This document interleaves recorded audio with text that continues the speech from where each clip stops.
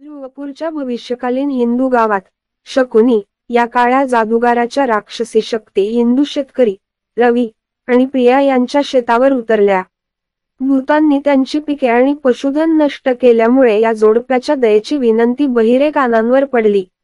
हताश रवी आणि प्रिया त्यांच्या श्रद्धेकडे वळले आणि मोक्षासाठी भगवान विष्णूची प्रार्थना करत होते. जेव्हा त्यांनी नारायण मंत्राचा जप केला तेव्हा एका अंधुक प्रकाशाने शेत व्यापले आणि हवा सुदर्शन चक्राच्या गुंजनाने गुंजली. भगवान विष्णू असुर शक्तींचा सामना करण्यासाठी आणि त्यांच्या भक्तांचे रक्षण करण्यास तयार असल्याने दैवी हस्तक्षेपासाठी स्टेज तयार करण्यात आला होता. भगवान विष्णू भगवान कृष्णाच्या रूपात प्रकट झाले, युद्धभूमीवर प्रकट झाले. त्यांची दिव्य आभा राक्षसी शक्तींना दूर करते. त्याचा अवतार भगवान वामन एकाच वेळी प्रचंड प्रमाणात वाढला आणि त्याने राक्षसांना आपल्या विशाल मिठीत घेतले.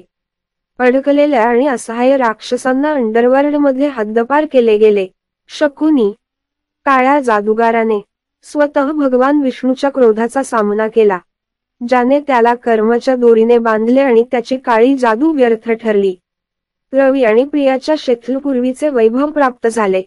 त्यांची पिके आणि पशुधन पुन्हा जिवंत झाले.